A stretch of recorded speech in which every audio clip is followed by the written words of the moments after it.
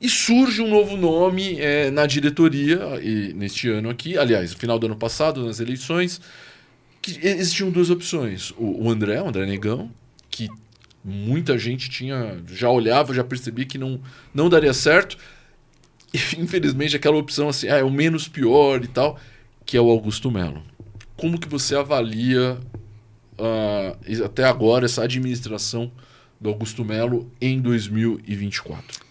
Vamos lá. Com relação primeiro ao André Negão. O André Negão ser eleito seria assim, uma das páginas mais bizarras e patéticas da história do Corinthians. Por quê?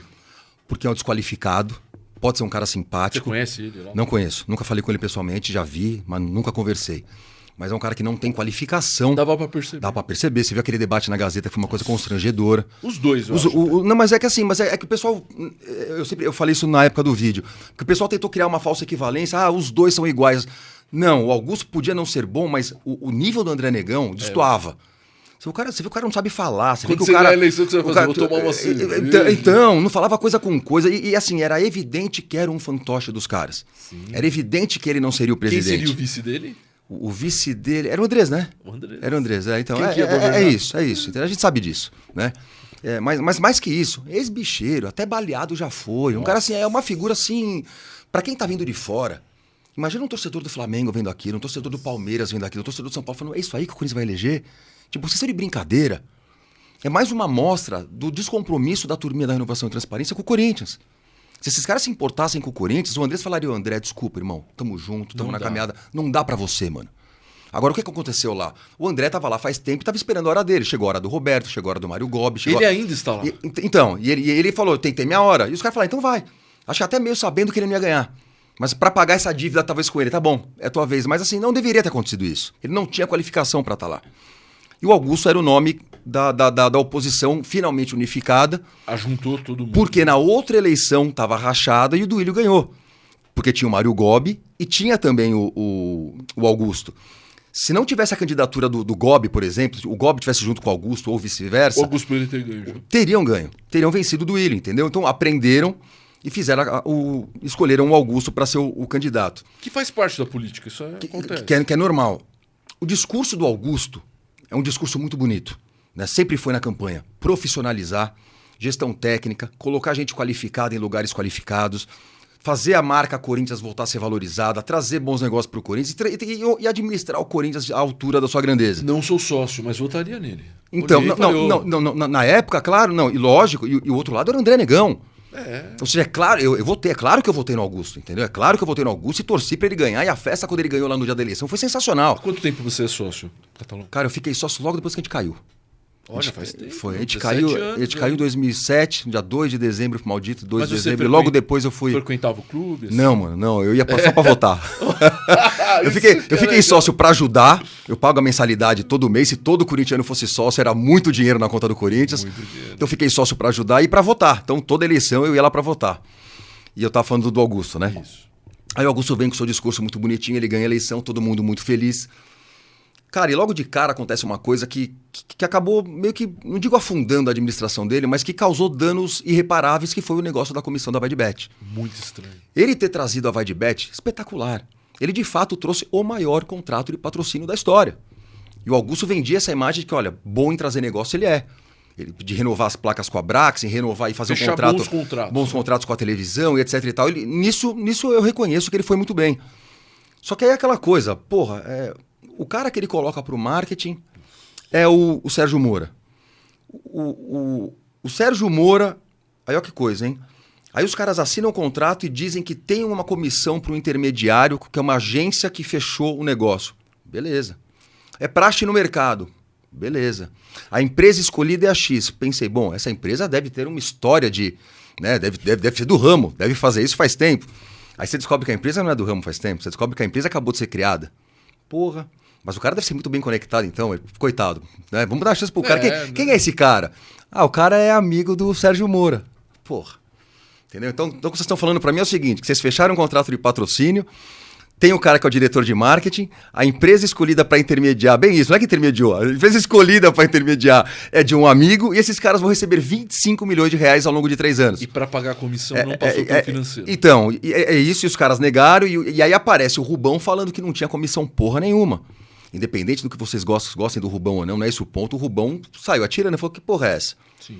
Perguntei para você, não tinha comissão, agora vocês vão pagar 25 milhões para alguém? Aí você junta os pontinhos. Cassundé. E o Cassundé, no depoimento da polícia, ele falou, não intermediei nada. Me escolheram para isso. Marcelinho Mariano falou... Marcelinho. Então, isso tudo é o que todo mundo sabe. Aí você fala assim, porra, eu confiei nesse cara, eu achei que a coisa era séria. O Rosalá saiu por causa disso. O Rosalá saiu por causa disso. Outros Dizem que ele outros é muito saíram. sério. O Rosalá, eu já lancei a candidatura do Rosalá para a próxima eleição. O Rosalá com certeza é o nome mais qualificado que eu vejo lá dentro do Corinthians hoje. Eu espero que o nome dele ganhe força. Dizem que o Isabela também, né? O Isabela também, a crítica que se faz ao Isabela é que ele deveria frequentar mais o Parque São Jorge. Entendi. Que ele passa mais tempo no Pinheiros do que no Parque São Jorge. Aí não dá. Aí não. Entendeu? Aí não dá. E aí, Isabela? Entendeu? Então, aí não dá. Entendeu? E esses outros caras estão lá todo dia. Sim, né? sim. Então, ou seja, isso arranhou a imagem do Augusto de uma maneira assim que é difícil você acreditar que ele não sabia de nada. Eu queria acreditar. Mas é difícil você acreditar. Então quer dizer que fizeram tudo pelas costas dele? Ou seja, Sérgio Moura, Cassundé, Marcelinho Mariano, os caras fizeram tudo pelas costas dele? Muitas ligações ali. Entendeu? Ou seja, é difícil acreditar. Você é a favor do impeachment? Não. Não sou por quê? Mas se for provado que teve um problema? Então, boa. Tem um inquérito rolando. Uma pergunta boa, Mickey. Não, várias. Várias. É que a gente brinca aqui. Pô, até que... Tem um inquérito rolando. Se ele for indiciado, caiu. E tem que cair. E não adianta o pessoal falar, não, ele foi indiciado, ele não foi condenado. Não, foda-se. O presidente do teu time, toda a sua diretoria, ele foi indiciada por lavagem de dinheiro. Cai todo mundo, é impeachment na hora. Se isso acontecer, e há quem diga que pode acontecer, tem que cair. Mas não é esse o caso ainda. Isso ainda não aconteceu. E o que você teve foi um movimento de alguns conselheiros pedindo impeachment. Aí eu falei, beleza, qual que é esse movimento dos conselheiros? E nessa eu liguei pro Rosala, inclusive para trocar ideia com ele, para outros, conversei. Eu falei, esse lance do impeachment, ele falou, eu não assinei. Meu grupo não assinou. A chapa tal e tal não assinou. Quem assinou, sabe quem foi? A chapa da turminha do Andrés, a chapa da turminha do Stadini, a chapa da turminha dos caras. Ou seja, não é que os conselheiros do Corinthians, Johnny, incomodados com o caos do Corinthians, com o Corinthians tá em péssimas mãos, tudo vai dar errado, falaram, vamos dar um jeito nisso. Não. É um grupo que quer o poder. É oportunismo. Ficou evidente que é oportunismo. Com o Mário Gobi como seu porta-voz, falando movimento reconstrução. Os caras que ficaram esse tempo todo fazendo o que fizeram com o Corinthians têm a cara de pau agora de assinar um documento chamado Reconstrução Corintiana. Ou seja, vai tomar no cu. Entendeu? Você quer enganar quem? Ou seja, eu sou contra o impeachment, todo corintiano minimamente sério agora é contra, porque sabe que isso aí é jogada política. Os gaviões estão super contra, todo mundo é super contra. Mas não quer dizer que não tem que investigar. Claro, e ele tem que ser investigado. E o que me incomoda na gestão do Augusto é exatamente isso. Tem duas coisas que me tiram do sério aí. Uma é ele ainda estar com o Marcelinho Mariano ali.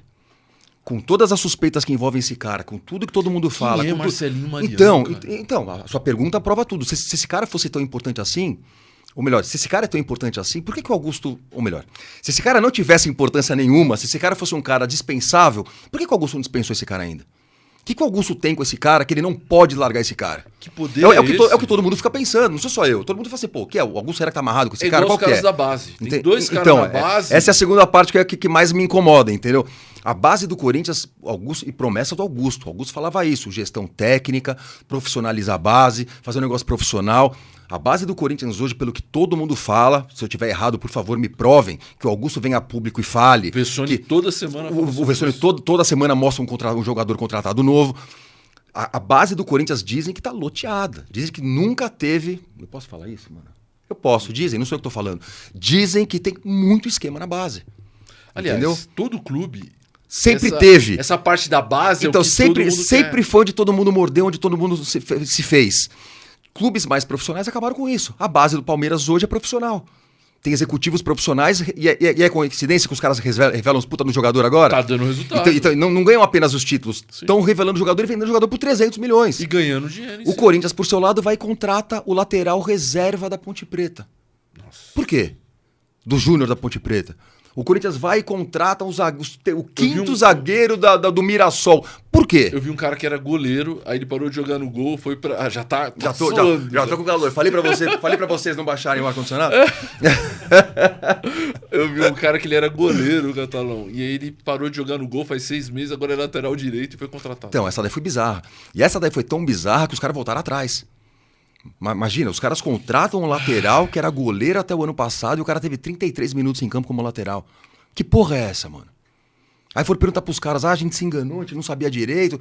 Pô, se enganou, mano? Por que você se engana? Você tá aí só pra isso? Teu trabalho é esse? Como assim você se enganou? Ou seja, você cai num papo desse, eu não caio num papo desse. Então, ou seja, com relação ao Augusto, tem coisas boas sendo feitas? Tem. O salário tá em dia hoje, ele fala isso. O Corinthians está 2 meses pagando salário adiantado, tá tudo certo. Que é obrigação. Que é obrigação, mas os caras não faziam, não conseguiam fazer. Diz ele que tá trabalhando o Pedro Silveira, que é o cara do financeiro do Corinthians hoje, é um cara sério. Eu sei que é. O Pedro com certeza deve estar conseguindo equacionar o negócio ali pra colocar todas as coisas em ordem, até entendeu? O Fred Luz tá lá. O Fred tá lá. O Fred, cara, eu fiquei muito feliz quando o Fred veio, só queria saber se ele de fato tá trabalhando ou não. Que ele não tem sala. Entendeu? Com o Marcelinho Mariano, ele divide uma.